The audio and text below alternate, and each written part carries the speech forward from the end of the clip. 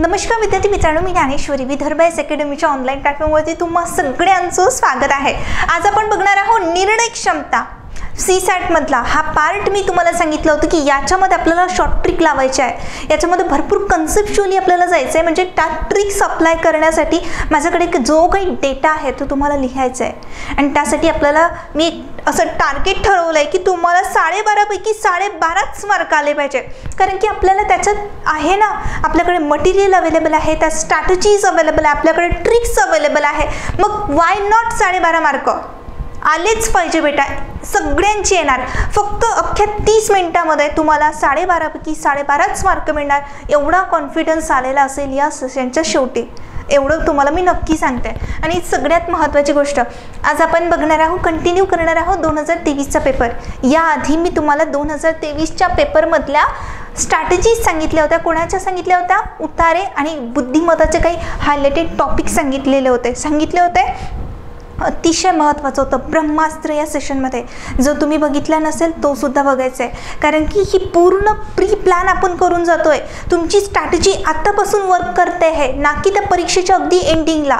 तेव्हा तर तुम्हाला भरपूर जण सांगतील, पण आपल्याला आत्तापासून प्रिपेअर व्हायचं आहे। तुम्हाला दिवसातलं मी फार जास्त वेळ नाही म्हटला, हार्डली 30 मिनिटं अभ्यास करायचा आहे। कोणाचा? बुद्धिमत्ताचा।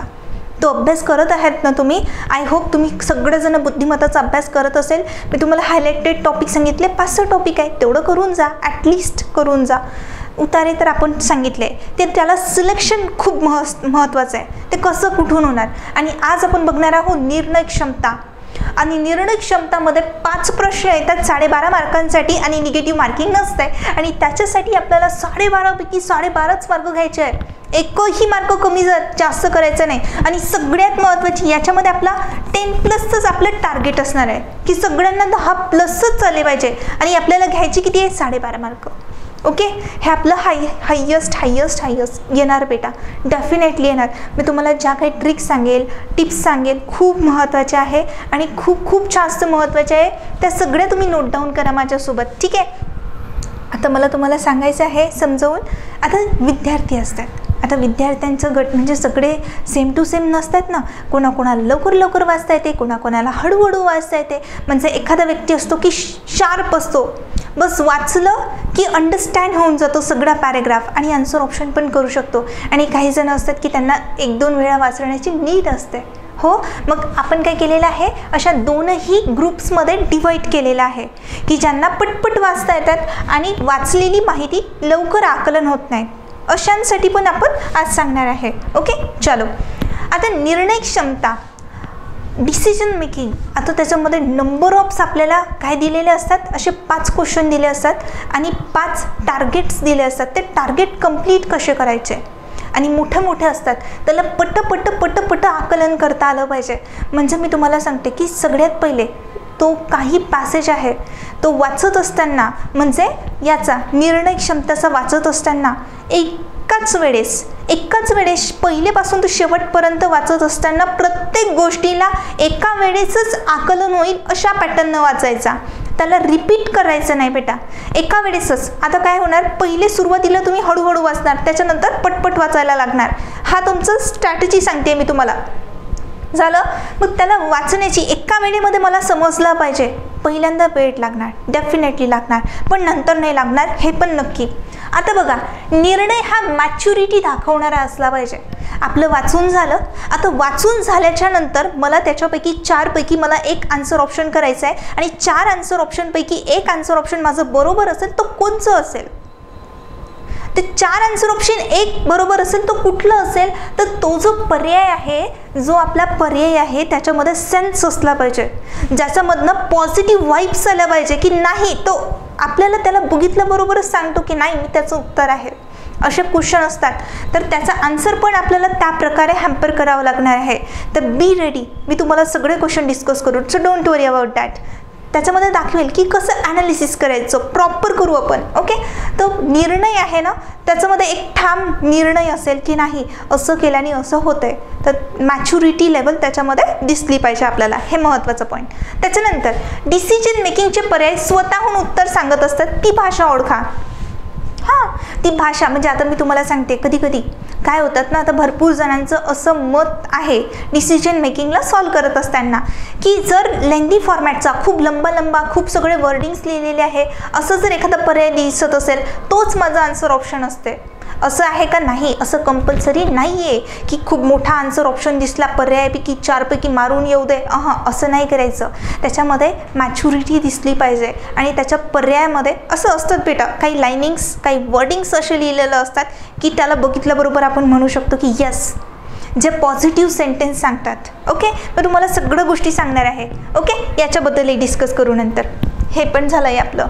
आता मला त्याच्यामध्ये प्रश्न सॉल्व करण्याच्या टेक्निक्स काय असणार, त्या 4ही टेक्निक्स 4-5 टेक्निक्स सांगते. मला तुमच्याकडे हा डेटा लिहून ठेवा, स्क्रीनशॉट काढून ठेवा, खूप महत्त्वाचं आहे. ओके, प्रश्न सोडवताना आपली पोस्ट लक्षात घ्या. This is a first one.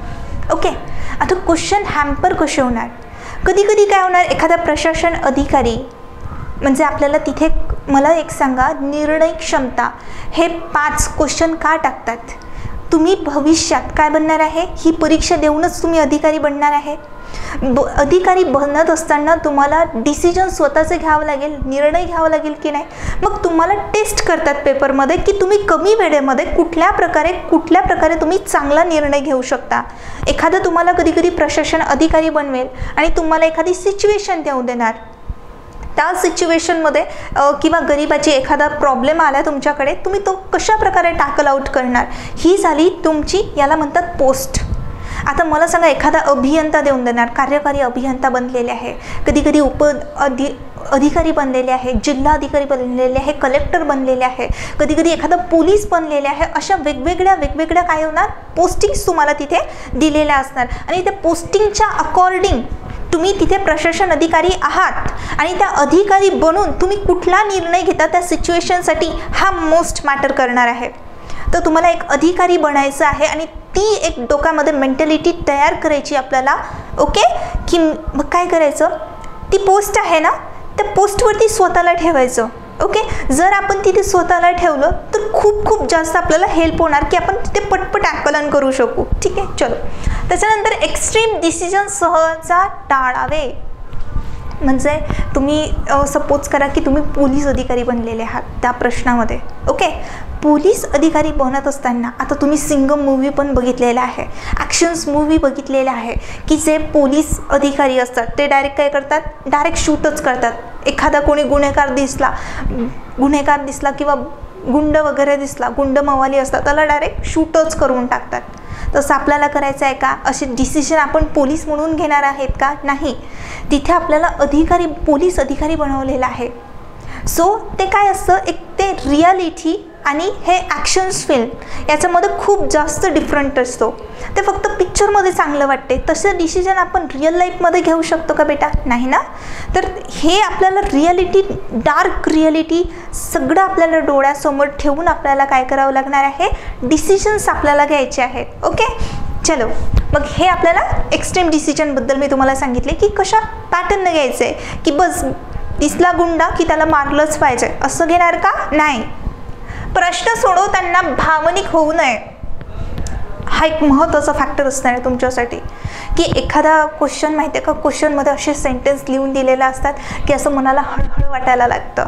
हळहळ मीन्स म्हणजे असं सिम्पथी वाटायला लागते, अरे बाबा याच्यासोबत इतकं वाईट झालं का, असं झालं का.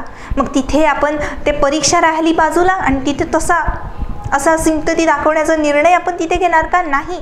Be a practical. परीक्षा आहे आपल्याला ते वाचून आपल्याला निर्णय घेऊन पुढं जायचं आहे. तिथे असं भावनात्मक व्हायचं नाही. तिथे आपल्याला एखादा अधिकारी म्हणून, एखादा चांगला व्यक्ती म्हणून, समाज अधिकारी म्हणून किंवा काय असू शकतो, एक समाजकर्ता, ओके, कार्यकर्ता म्हणून आपल्याला तिथे काय करायचं आहे, डिसिजन आपल्याला घ्यायचं आहे. बस आपल्याला पेपर आपल्याला 2.5 पैकी 2.5 मार्क आले पाहिजे, एवढं फक्त आपलं काम आहे. त्याच्या ओरिएंटेड आपल्याला सगळ्या गोष्टी करता आल्या पाहिजे. ओके, चलो. त्याच्यानंतर एखादं मग जे पर्यायी उत्तर असते, काही टिप्स सांगते मी. पर्यायी उत्तर असते त्याच्यामध्ये एखादं NGO असेल, एखादी संस्था असेल, एखादं संस्थान असेल की ज्याचे मेन्शन केलेलं असेल किंवा ज्याच्यामध्ये लोकांचं इन्व्हॉल्वमेंट असेल, म्हणजे ग्रुप्सचा इन्व्हॉल्वमेंट असेल किंवा एखादं आपल्याला शैक्षणिक काम चालू आहे तिथे लोकांचा सहवास आहे, मग असे उत्तर आहे ना बरोबर म्हणायचे, कारण की ते आपल्याला काय दिलेलं आहे, क्ल्यू दिलेला आहे, याला म्हणतात क्ल्यू.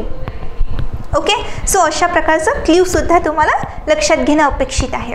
आता त्याच्यानंतर हे मी तुम्हाला सांगेल, टिप्पणी फार जास्त इम्पॉर्टंट आहे, लिहूनच ठेवा. मी तुम्हाला सांगेल की तिथे काय कसं करायचं आहे, टॅकल आउट कसं करायचं आहे आपल्याला. आता बघा, दिलेली परिस्थिती खूपच भयावह आहे.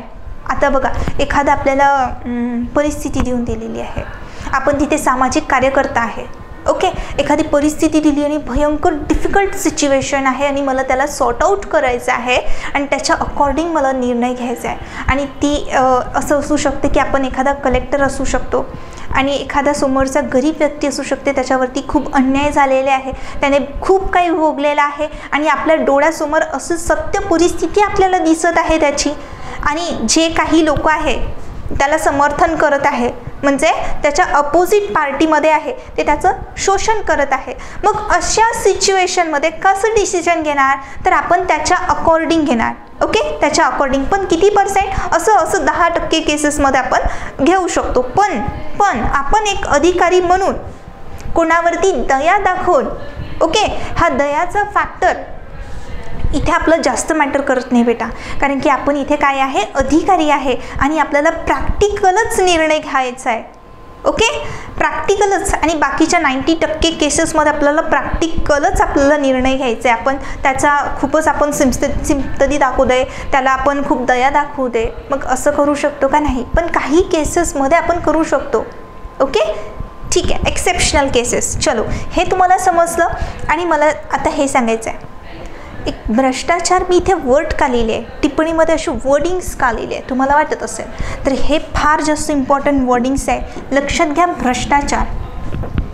आता एखादा पर्याय दिलेला आहे आणि पर्यायामध्ये आता मला जर माझं एखादं काम काढून घ्यायचं आहे, तर मला तिथे पैसे मागितलेले आहे, मग तिथे असं पर्यायामध्ये लिहिलेलं असणार की मी तिथे पैसे देऊन दिले आणि माझं काम करून घेतलं. मी भ्रष्टाचार करणार का बेटा? नाही. जर असा पर्याय तुम्हाला पर्यायी उत्तरामध्ये दिसत असेल, त्याला लगेच कट करायचं. ज्या पर्यायामध्ये अशा भ्रष्टाचाराच्या वाईब्स येतात. ओके, चलो. त्याच्यानंतर लाच. हो, लाच म्हणजे रिश्वत, म्हणजे तुम्ही हे घ्या, तुम्हाला काम करून घ्यायचं आहे ना, तुम्ही आम्हाला हे द्या, तुम्ही आम्हाला एवढे पैसे द्या, एवढी रक्कम अमाऊंट आणून द्या.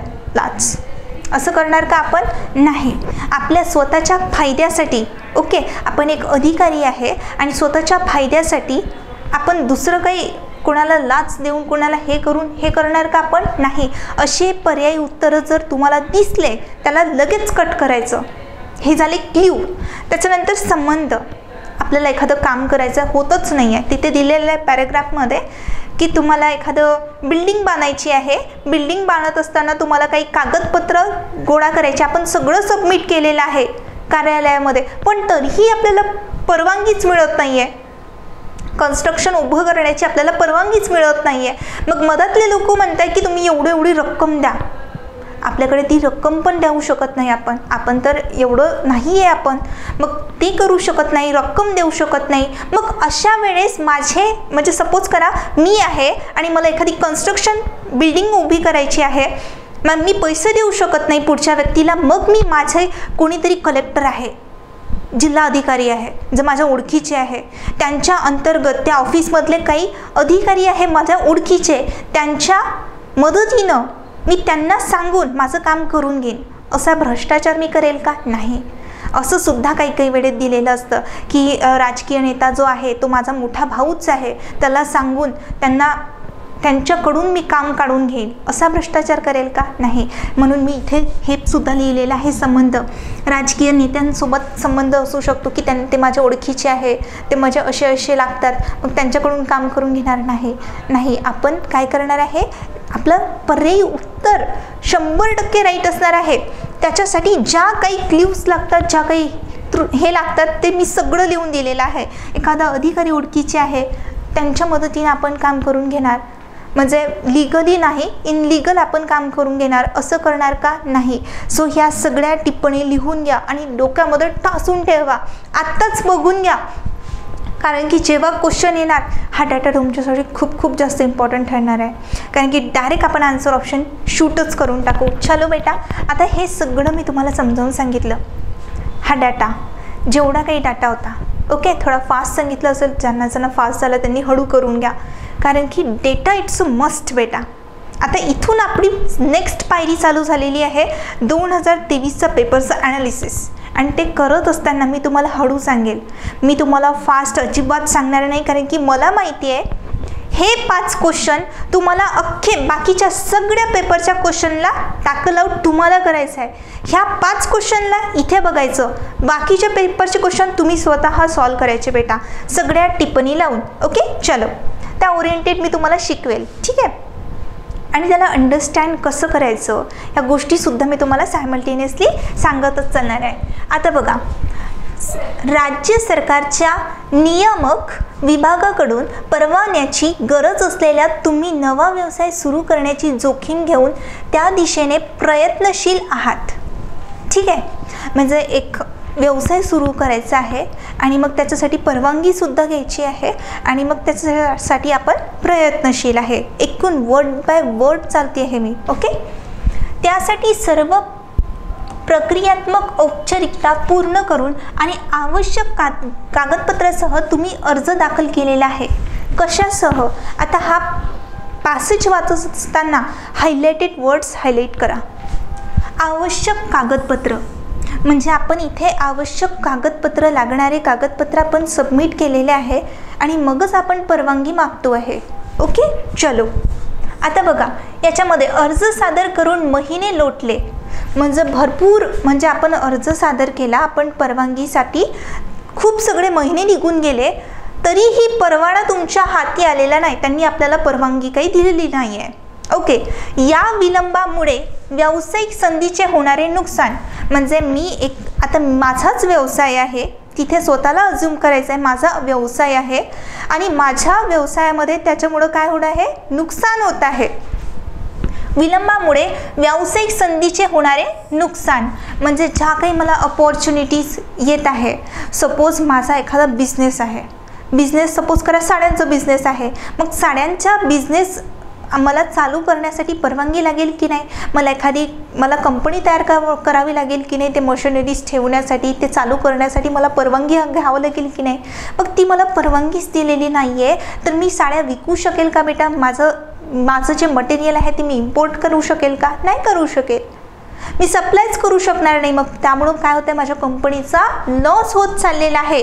या सगळ्या गोष्टी स्वतःवरती अज्यूम करायच्या आहे. आन्सर ऑप्शन पटपट भेटणार. विभागातील परवाना देण्यासाठी व्यक्तीच्या साखळीकडून मागणी केलेल्या रकमेपेक्षा कमी आहे. म्हणजे जे काही मला बिझनेसमध्ये लॉस होत आहे तो लॉस कमी आहे. कशापेक्षा? म्हणजे सपोज करा जे अधिकारी आहे, म्हणजे जे वरिष्ठ आहे, ज्यांच्याकडे आपण अर्ज सादर केलेला आहे, त्यांनी आपल्याला एखादा करोड रुपये मागितला. सपोज करा एखादा करोड त्यांनी मागितला आपल्याला, पण माझा बिझनेस तर छोटा आहे, माझा तर हार्डली 2-3 लाखाचा माझा लॉस नुकसान होत आहे. मला त्यांनी 1 करोड रुपये मागितले आहे की तुम्हाला 1 करोड रुपये आणून द्या, तेव्हाच मी तुम्हाला सँक्शन करून देणार, असं त्यांनी सांगितलं. पण मला एवढा मोठा माझा बिझनेसच नाही आहे, माझं हार्डली 2-3 लाखाचं नुकसान होत आहे, पण होत आहे नुकसान. ओके, हा प्रश्न निकाली काढण्यासाठी दिलेल्यांपैकी कोणत्या पर्यायाची तुम्ही निवड कराल? आता मला उत्तर काढण्यासाठी मला किंतु परंतु मला ज्या काही टेक्निक्स वापरायच्या त्या सगळ्या वापरून मी इथे उत्तर काढेल. माझं एकच मोठं असेल की मला फक्त आन्सर ऑप्शन टिक करायचं आहे आणि मला 40पैकी 2.5 मार्क घ्यायचे आहे. फिनिश. माझा फक्त एवढा मुद्दा आहे. ओके, त्यासाठी मला लागेल ते करावं लागेल, ते मी करेल. म्हणून मी सांगते तुम्हाला वाचताना अंडरस्टँड कसं करायचं. ओके, आणि वाचताना आपल्याला ड्रामा करायचा आहे इथं.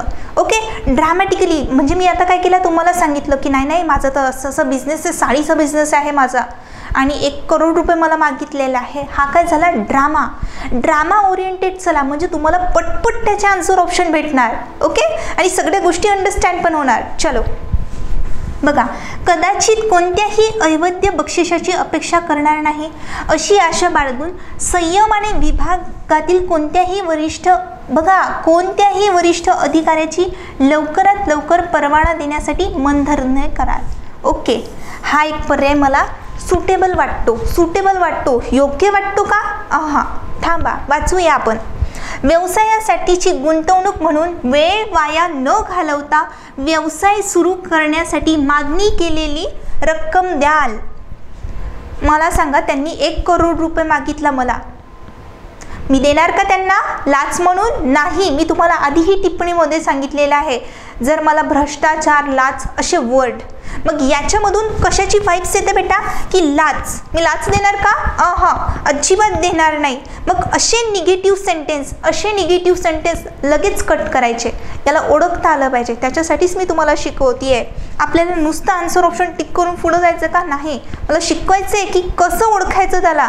आता मला इथे लाच मागितली, मी देणार का? असे भ्रष्टाचाराचे कामं करायचे नाहीये. चलो, परवान्याचा प्रश्न लाच न देता सोडवण्यासाठी तुमचे राजकीय कार्यकर्त्यांशी असलेले संपर्क वापराल. मला सांगा, मला ते मिळवून देण्यासाठी मला काय पाहिजे आहे? परवाना पाहिजे आहे. ते मिळवण्यासाठी राजकीय संपर्क मी वापरेल का? नाही. हे सुद्धा काय झालं? इनलिगल झालेलं आहे. म्हणजे ते लिगल झालं का बेटा? नाही. असं काही करेल का मी? नाही. हा सुद्धा काय झाला? भ्रष्टाचार. हे दोनही सेंटेन्स भ्रष्टाचारामध्ये मोडतात. मग हे माझं पर्यायी उत्तर असेल का? नाही. मला अधिकारी म्हणून मला अधिकारी बनायचं आहे पुढं जाऊन, मग मी असे भ्रष्टाचाराचे उत्तरं देईल का इथे? म्हणजे तुम्हाला समजत आहे की आपण अंडरस्टँड कसं करायचं? ज्या मी तुम्हाला टिप्पणी सांगत आहे त्या होतंय की नाही फॉलो? यस. आता बघूया आपण, अशा प्रकारचा परवाना देण्यासाठी साधारणपणे किती कालखंड घेतला जातो याची माहिती मिळवण्यासाठी एखाद्या माहिती अधिकार कार्यकर्त्याशी संपर्क साधाल.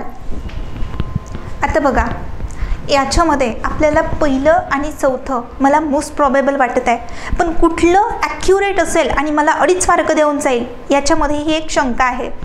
क्लिअर करते. हे बघा, हे तरी व्यवस्थित आहे. संयमाने विभागातील कोणत्याही वरिष्ठ अधिकाऱ्याची लवकरात लवकर परवाना देण्यासाठी मनधरणी कराल की आपण त्यांच्याकडे जाऊ, साहेब माझं एवढं काम करा ना. आपण काय करू? त्यांच्याकडे रिक्वेस्ट करू. हे सुद्धा योग्य आहे.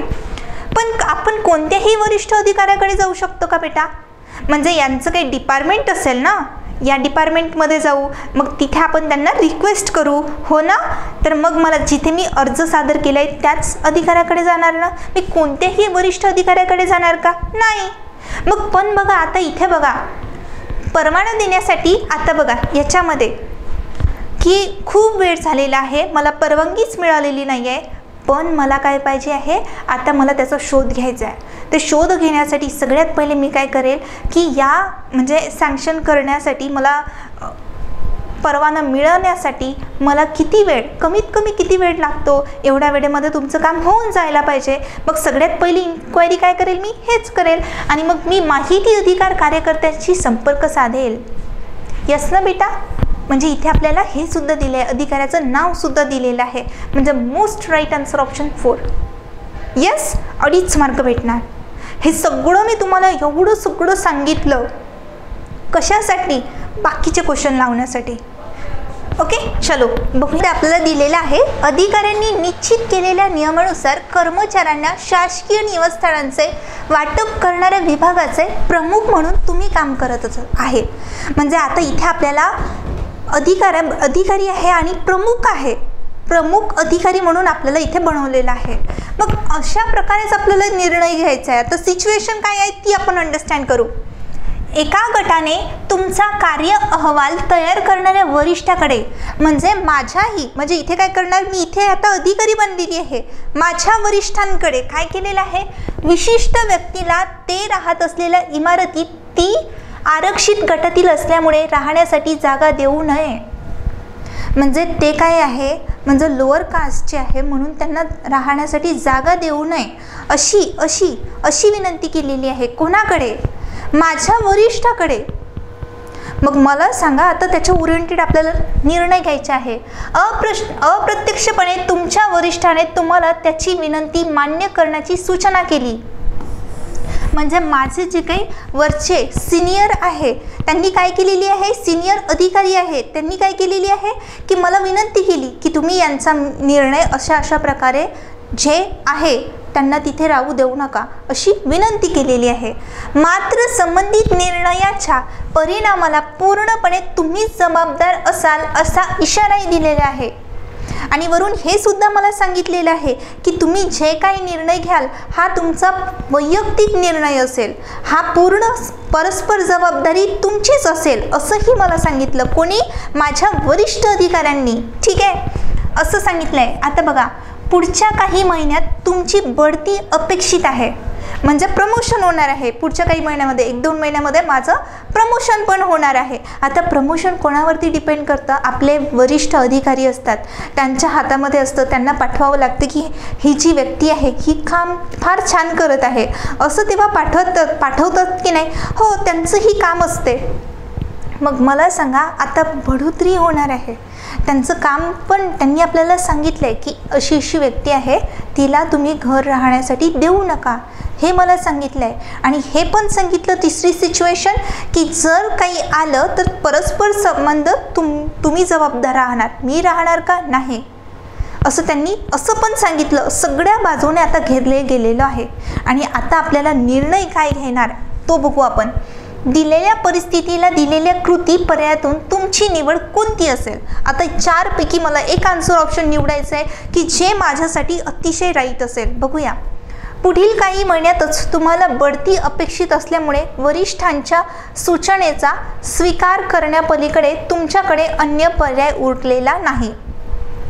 म्हणजे मला काय आहे, काही महिन्यातच काय अपेक्षित आहे? बढती अपेक्षित असल्यामुळे. तर मग तुमच्याकडे अन्य पर्याय नाही असं आहे का बेटा? म्हणजे मी त्यांचं म्हणणं ऐकेल, कारण की त्यांना नाही द्यायला सांगितलं तर मग त्याच्यानंतर जर काही झालं तर माझ्यावरच येणार की नाही? अधिकारी म्हणून माझ्यावरच येणार की तुम्ही त्यांना घर का राहायला दिलं नाही.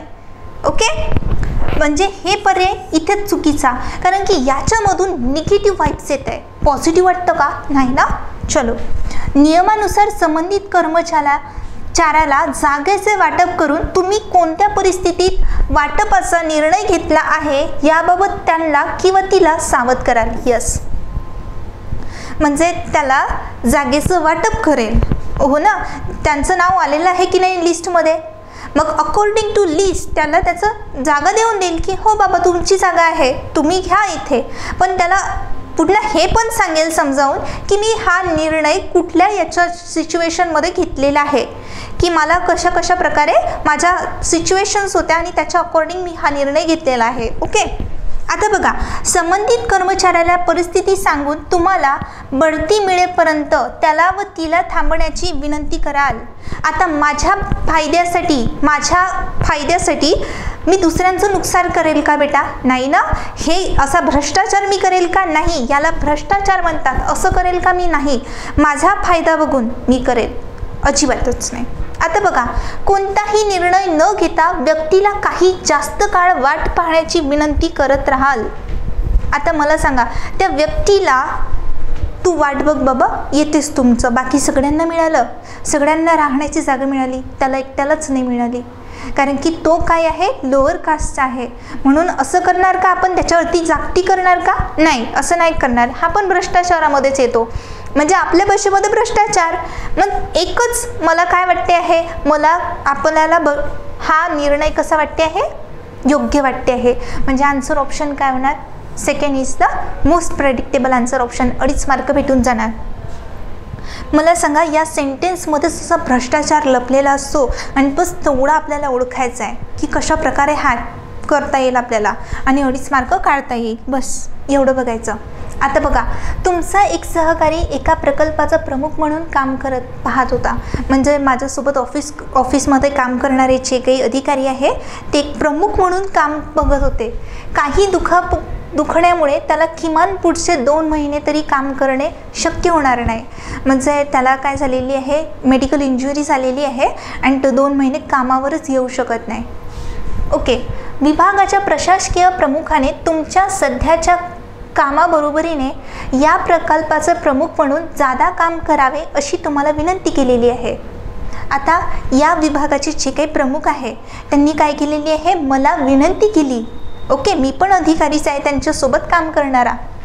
मला विनंती केलेली आहे की या हा जो प्रोजेक्ट आहे या प्रोजेक्टचं काम तुम्ही सांभाळावं. मला सांगा, हे काम माझ्याकडे दिलं का बरं दिलं असेल अधिकाऱ्यांनी? कारण की मी त्याच्यामध्ये माझ्याकडे तेवढ्या ॲबिलिटीज आहे म्हणून माझ्याकडे ते काम सोपवलं आहे की नाही? नाही तर दुसऱ्यांकडे सुद्धा देऊ शकले असते, पण ते माझ्याचकडे का बरं दिलं? कारण की ते काम करण्याच्या एबिलिटीज माझ्याकडे आहे, ते काम मी करू शकते म्हणूनच माझ्याकडे दिलेलं असेल की नाही? हा एक महत्त्वाचा मुद्दा. अशी विनंती केलेली आहे. ओके, तुमचे काम तसेच हा प्रकल्प तुम्ही मर्यादित वेळेत पूर्ण करावा अशी अपेक्षा असल्याने तुम्हाला त्यात जास्त वेळ आणि शक्ती गुंतवावी लागेल.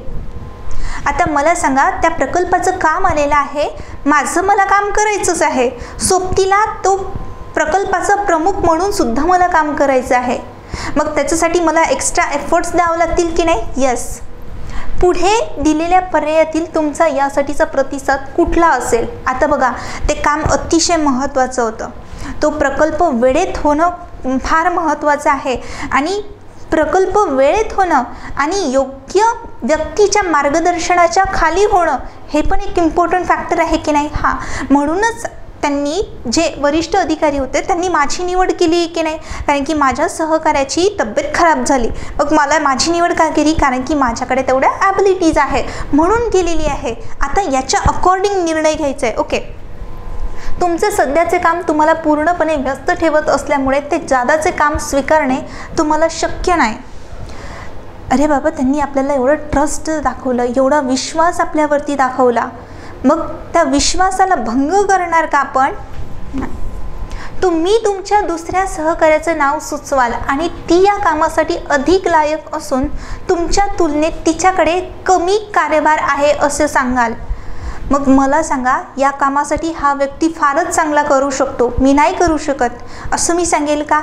याच्यामध्ये म्हणजे एक स्वतःची रिस्पेक्टसुद्धा असते ना. वरिष्ठ अधिकाऱ्यांनी आपल्याकडे का काम दिलं आहे? त्यांना माहिती आहे यांच्याकडे वर्कलोड खूप आहे, तरी ते काम माझ्यावरती सोपवलं आहे. म्हणजे त्यांना काहीतरी वाटत असेल की हा प्रकल्प हा व्यक्ती अतिशय चांगल्या प्रकारे हँडल करू शकतो म्हणूनच ते काम माझ्याकडे सोपवलं आहे की नाही? नाहीतर त्यांना दिलं नसतं का आधीच? विशिष्ट कालावधीत प्रकल्प पूर्ण करणे अगत्याचं असल्याने कोणत्याही युक्तिवाद न करता जादाचे काम स्वीकाराल. यस बेटा. दुसरं काही ऑप्शन आहे का आपल्याकडे? नाही. आता चौथा पण बघू आपण, मगच मी फायनल करेल. किमान चाकोरीच्या कामासाठी सहाय्यक व्यक्ती मिळत असेल तरच ही जादाची जबाबदारी स्वीकाराल. जर चाकोरीच्या कामासाठी म्हणजे दुसऱ्या कामांसाठी, छोट्या मोठ्या कामांसाठी जर आपल्याला एक सहाय्यक व्यक्ती मिळत असेल तरच मी हे करेल, अन्यथा मी करणार नाही. नाही मिळाला कार्यकर्ता तर मग मी काम घेणारच नाही. असं करू का आपण? नाही ना. मग हे पण एक सुटेबल वाटत नाही. म्हणजे आन्सर ऑप्शन मोस्ट प्रेडिक्टेबल कुठलं वाटते? थर्ड. कारण की आता काय आहे, खूप नीड आहे, प्रकल्प वेळेत होणं खूप गरजेचं आहे आणि त्याच्यासाठी आपल्याला काम करावंच लागेल. मग एक अधिकारी म्हणून आपल्याला काम करावं लागेल की नाही? एक चांगला एम्प्लॉयमेंट म्हणून आपल्याला अपॉर्च्युनिटीज आपल्याकडे आलेली आहेत, त्याला आपण घेणार की नाही? यस बेटा. So yes. आता बघा, तुम्ही मुक्त पत्रकार आहात. अलीकडे तुम्ही एका प्रदेशातील अल्पसंख्याक जमातीला 2 दशकाहून अधिक वर्षांपूर्वी भोगावा लागलेला त्रास आणि त्यांना झालेले विस्थापन यांच्या दस्तावेजांवर आधारित कादंबरी वाचली.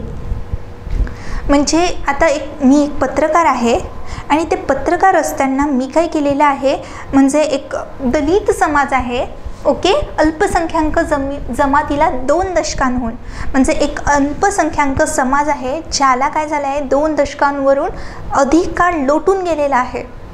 खूप वर्षांपूर्वी, खूप पास्टमध्ये 2 दशक निघून गेलेले आहे.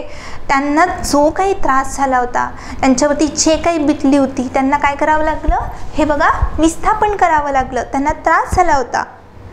त्याच्या ज्या काही क्ल्यूज आहे, गोष्टी आहेत, त्या एका कादंबरीमध्ये कैद आहे आणि ती मला कादंबरी मी ती कादंबरी आता वाचली, ती कादंबरी.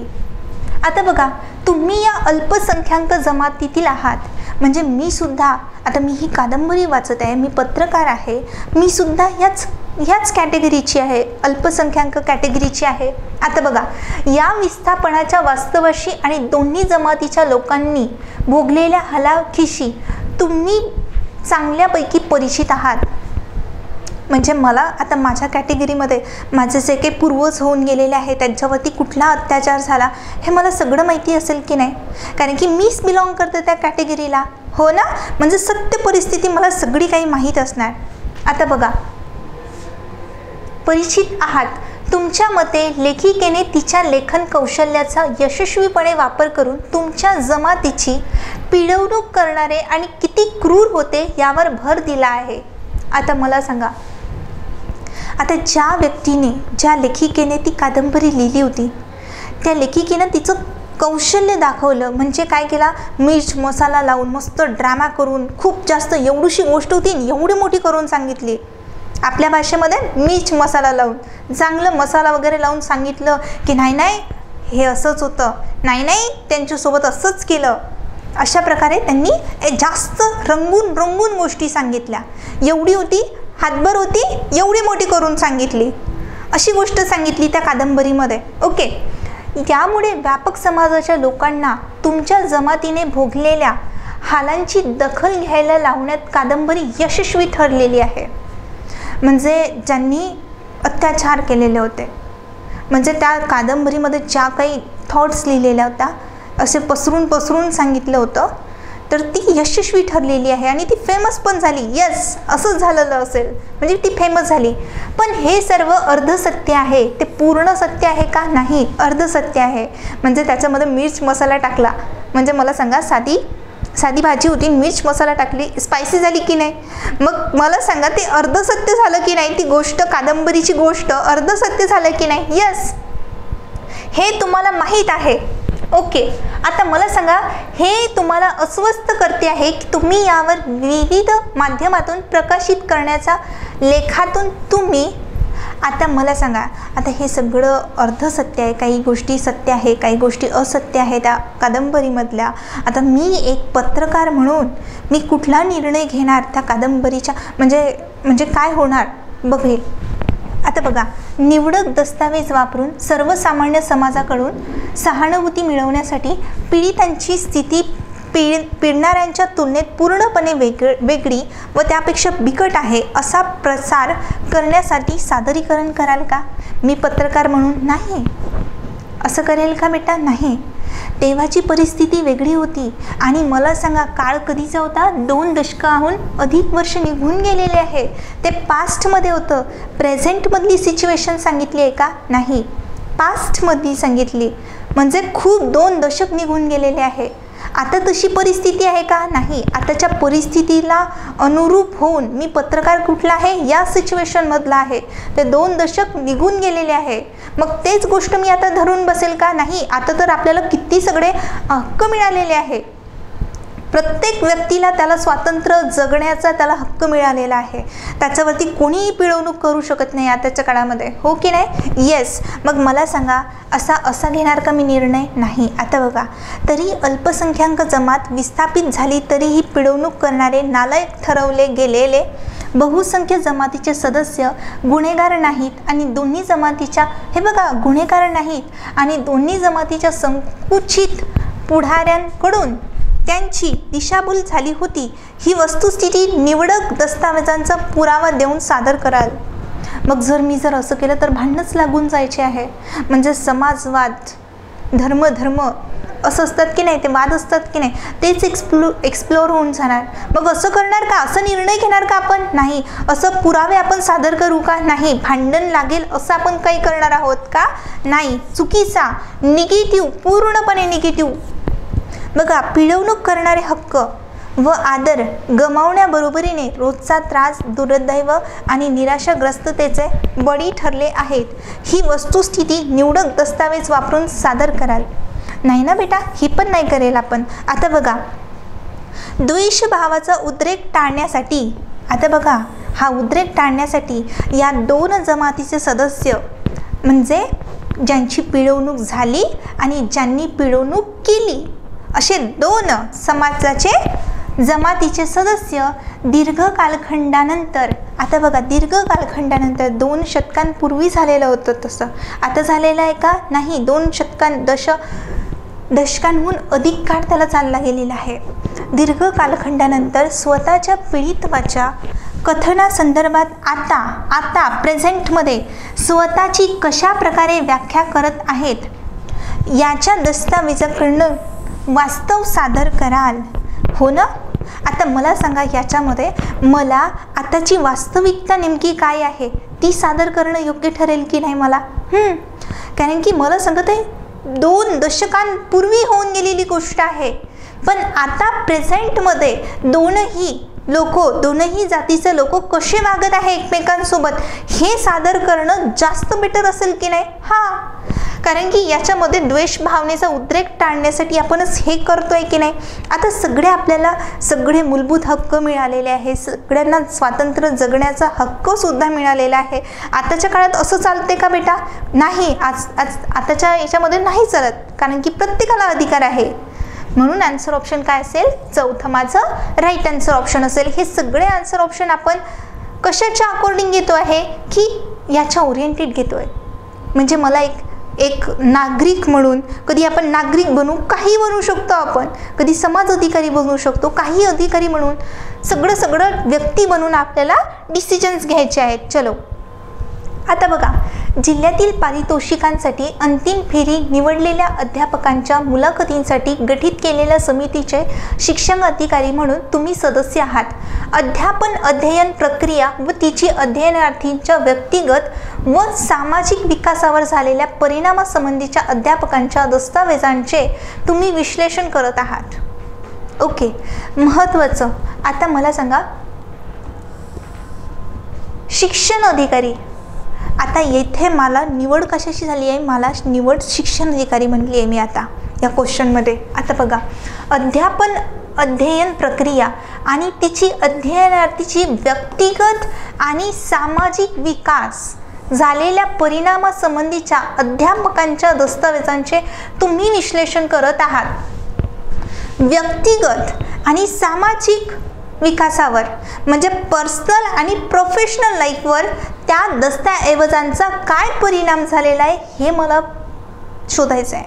ओके, प्रश्न करायचे आहेत.